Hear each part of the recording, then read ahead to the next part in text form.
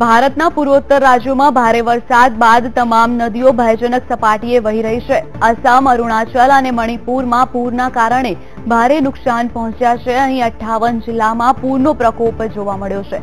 પૂરના કારણે અત્યાર સુધીમાં 85 લોકોના મોત નીપજ્યા છે, તો 17 લાખ જેટલા લોકો પૂરથી પ્રભાવિત થયા છે। તો આ તરફ ઉત્તરાખંડમાં પણ ભારે વરસાદ વરસી રહ્યો છે, જેના કારણે ઉત્તરાખંડના કેટલાક શહેરો અને ગામડાઓની સ્થિતિ વણસી છે।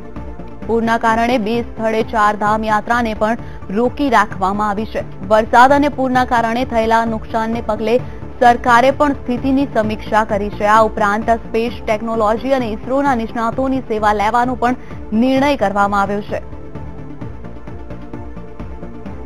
આ સાથે જ પૂરગ્રસ્તોને કેન્દ્ર સરકાર દ્વારા શક્ય તેટલી મદદ આપવાનું પણ કહેવામાં આવ્યું છે।